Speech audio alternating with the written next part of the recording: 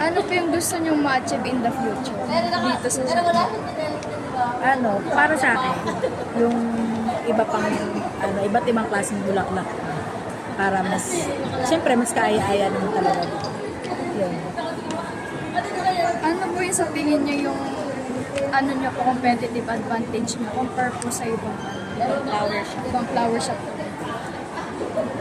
Nawala po sila. Siguro para sa akin, unang-una kalinisan. Tapos yung mga fresh bouquet, dapat laging bago. Ganun. Hindi siya dapat, yung tatagal pa para mabulo. Yun, para sa akin.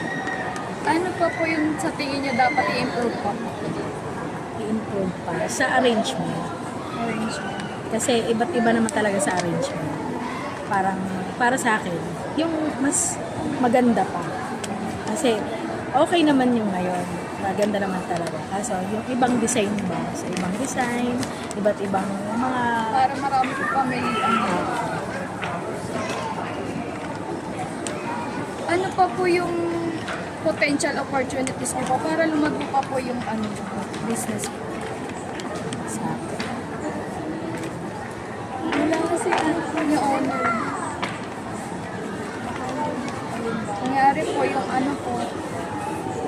Ayun nga, nasabi niyo na po pala yung bagong product po.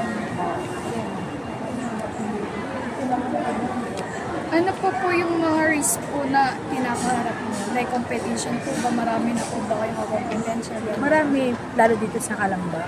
Madami talaga dito. Kaya nga halos lahat. Pagandahan talaga. Kasi syempre, tsaka yung paggawa. Tiwala lang din naman. Pag talagang na-try na nung customer, nabalik talaga sila. Ano po yung kapag season lang po ba madaming bumibili dito? Hindi naman. Depende sa araw. Pag talagang matao, lalo dito sa mall, pag talagang matao, mabenta. Hindi naman like sa Christmas lang ganun. Hindi naman. Saan pong part ng business nyo madalas po kayo kumikita? Like sa real flowers po ba? Or sa handmade bouquets po? Or sa Sa delivery? events. Yung mga, di ba po may mga services po kayo na ito? Oo, sa mga, Saan po kayo madalas kumikita? dito sa mga fresh bouquet. Fresh bouquet po. Ano po yung marketing strategies nyo? Like, para po maka-attract po kayo ng customers gano'n? Sa social media gano'n? May social media naman. Nagpo-post lang kami. Tapos lahat ng mga bago, pinopost namin. Tapos video sa mga customer na buong bumibili, pinopost namin. Wala naman po kayong problema sa supply gano'n. Wala naman. Basta pagdating sa mga supply, at least advance. Para Sa hindi siya quality maano. ng fresh Prada. flower. Sa quality. Quality naman, wala naman. Hindi naman siya.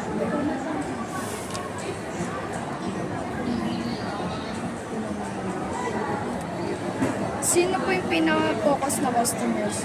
Target market mo?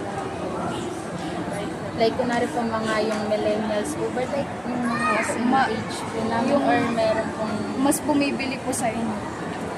Okay. Mga estudyante. Dito sa sa branch namin. Estudyante talaga. Halos. Paano nyo po sinusukat yung success ng staff nyo? Ng shop nyo po? like, kunwari po may mga repeat orders po, ganyan. Paano namin Or na-target nyo po yung quota gano'n? natatarget naman. Pagdating sa kota, natatarget naman. Sa mga repeat orders, walang problema. Wag lang, hindi naman sila halos na yung nagbabalik. Hindi, walang ganun. Tapos, nabibigay namin ng tama sa oras yung mga order nila. Sapat po ba yung staff nyo po gano'n? Kung ilan? Sakto naman. Kasi kahit nakakaya naman, napapaikot naman talaga. Minsan nga, may sobra ka. Ikaw, ilan? Okay lang po sa niya, ikaw lang po mag-isa. Like, ikaw lang po mag-isa. Hindi. May closing kasi. Ako lang yung open. Like, parang, Dalawa. Ganun shift. Dalawahan ka. Tapos pag may rest day, may kapalit din.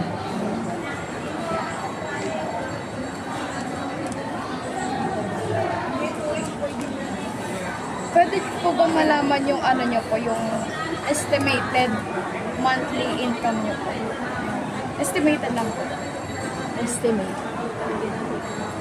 Masabi. Okay lang. Depende kasi, iba-iba kasi. Paano nyo po inaayos yung production nyo po? Like yung proseso nyo po ng paggawa ng Flowers, ng and pagdating po. po sa delivery process po. Yung pag, dito kasi sa SM, kapag ka-order, halimbawa pang kinabukasan, may physical store ka na, sila ang gagawa. Tapos, i-deliver yun dito pag open ng mall. Tapos pupunta naman ng customer pag-claim. Saka naman nakukuha. At least, aware yung customer na 10 a.m. ang bukas ng mall. Yun. Thank you po. Ilang years na po pala yung business na po? Dito sa SM, Hindi months pa lang. Nito lang Pero kaming yung- March. Pero yung mismong ano po, Yun doon. Tagal na yun. Hindi ko lang alam. 3 years na ba? Ayun ang pinaka, yun sa pinaka-main namin. Ayun ang Sa pinaka Bantayan. sa Bantayan. Bantayan? Ay, bago lang. Bago Ay, lang bago din yan pala sa yun. Bandi. Bago lang. Nasa 3 years po or 3 years and above, mga ganun po. Pag pataas, Ano po yung goal nyo po? Yung business nyo. dito sa SM, ang goal dito Mas dumami ba kasi, yung customer din? oo, kaya di bali ng mura, basta maganda. Yun yung pinaka-goal. Ano Kaya- pa ba yung pinakamura nyo starting na yung price? Sa mini namin, 350. Starting Sa- price. Mini lang yun, yung sa mga crochet. Tapos sa fresh namin, 599. Pinaka.